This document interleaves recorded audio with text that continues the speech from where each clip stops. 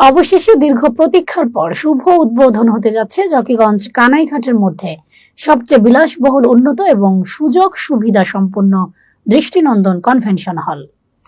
জকিগঞ্জের checkpost বাজারস্থ Swapnabilash convention hall এ যেন গ্রামের মধ্যে শহরের ছোঁয়া।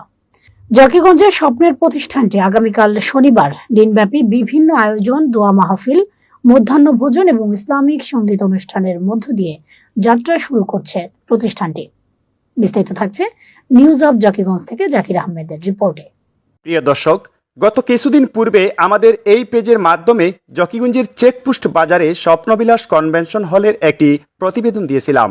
তখন আপনারা অনেকে এ প্রতিষ্ঠানের ভিতর সহ সুযোগ সুবিধা সম্পর্কে জানতে এবং দেখতে চেয়েছেন।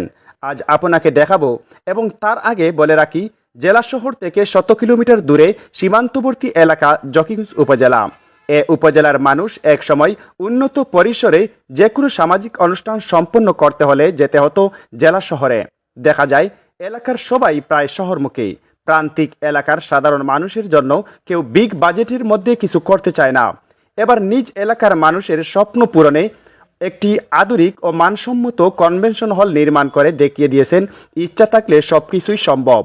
আর ওই এলাকার ইনামতি গ্রামের বাসিন্দা আমেরিকা প্রবাসী ইপন আহমদ চৌধুরী নিজ এলাকায় শহরের আদলে রাজকীয় পরিবেশ আর আভিজাত্যের ছোঁয়ায় চেকপোস্ট বাজারস্থ সাবেক রহমানিয়া কমিউনিটি সেন্টারে নির্মাণ করেছেন স্বপ্নবিলাস কনভেনশন হল।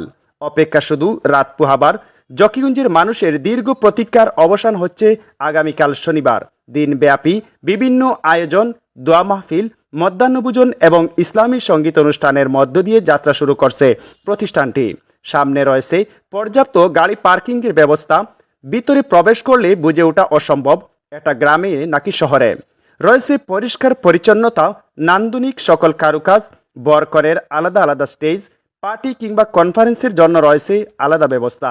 তাছাড়াও থাকছে সকল প্রকার সামাজিক অনুষ্ঠান, প্রাতিষ্ঠানিক বার্ষিক সভা সমাবেশ, রাজনৈতিক এবং ধর্মীয় অনুষ্ঠানের বিশেষ ব্যবস্থা। সব মিলিয়ে জকিগঞ্জ কানাইঘাটের মধ্যে এটি একমাত্র বিলাসবহুল, সুযোগ সুবিধা সম্পন্ন একটি প্রতিষ্ঠান। এ নিয়ে যা বললেন প্রতিষ্ঠানের কর্ণধার ইপন আহমদ চৌধুরী। বিসমিল্লাহির রহমানির রহিম। আসসালামু আলাইকুম। দেশ ও বিদেশের আমার বন্ধু বান্ধব, আত্মীয় স্বজন ও শুভাকাঙ্ক্ষী সবাইকে আজ নিউজ অব জকিগঞ্জের মাধ্যমে আমি জানাচ্ছি সাদর আমন্ত্রণ। আমার বহুদিনের প্রত্যাশিত ও আকাঙ্ক্ষিত স্বপ্নের আগামীকাল প্রতিফলন করতে যাচ্ছে। আগামীকাল 17 মে শনিবার আমাদের স্বপ্নবিলাস কনভেনশন হলের শুভ উদ্বোধন লগ্নে আপনাদেরকে জানাচ্ছি সাদর আমন্ত্রণ। দেশ ও বিদেশের সবাইকে আমি আমন্ত্রণ জানাচ্ছি, আপনারা অন্তত একটিবার এই এলাকায় এসে আমার এই স্বপ্নবিলাস পরিদর্শন করে যাবেন। আমার এই স্বপ্নবিলাস প্রতিষ্ঠা করার লগ্নে আমার একটা উদ্দেশ্য আছে। এটা শুধু আমি ব্যবসা কিংবা কমার্শিয়াল কোনো চিন্তাভাবনা নিয়ে করি নাই। এটা আমি করেছি এই জনপদের কল্যাণের চিন্তা মাথায় রেখে। আমি মনে করি এই প্রতিষ্ঠানটি বাংলাদেশের যে কোনো দুর্যোগপূর্ণ সময়ে বিশেষ ভূমিকা রাখবে। আমি এটা শুধু করি নাই একটা হল রূপে, এটা আমি সৃষ্টি করেছি, আমি তৈরি করেছি। আপনারা যারা অনেকে আমাকে বিভিন্ন ধরনের বিভিন্ন মাধ্যমে সহায়তা করেছেন, আপনাদেরকে আমি অনেক কৃতজ্ঞ ও আপনাদের প্রতি আমার অনেক ধন্যবাদ। পরিশেষে আমি এইটাই বলতে চাই, এই প্রতিষ্ঠানটা আমি তৈরি করেছি শুধু আমার জন্য নয় কিংবা কমার্শিয়াল কোনো চিন্তা ভাবনা মাথায় রেখে নয়। আমি এই প্রতিষ্ঠানটি তৈরি করেছি এই জনপদের কল্যাণের জন্য। আপনাদেরকে আমি এই প্রতিষ্ঠানটি উপহার স্বরূপ দিয়ে দিলাম। আপনারা, মানুষ আজীবন বেঁচে থাকে না, কিন্তু মানুষের প্রতিষ্ঠিত প্রতিষ্ঠান আজীবন টিকে থাকে। আমি হয়তো আজীবন এই দুনিয়ায় থাকবো না, কিন্তু এই প্রতিষ্ঠানটি থাকবে। আপনারা এই প্রতিষ্ঠানটি যত্ন করে রাখবেন। এই প্রতিষ্ঠানটি এই অঞ্চলের সৌন্দর্য বিকাশে বিশেষ ভূমিকা রাখবে এবং বিভিন্ন দুর্যোগপূর্ণ সময়ে এই প্রতিষ্ঠানটি মানুষের অনেক উপকারে আসবে। আর এই যে কোনো দুর্যোগপূর্ণ সময়ে এই প্রতিষ্ঠানের দরজা সবসময় এই জনপদের জন্য খোলা থাকবে।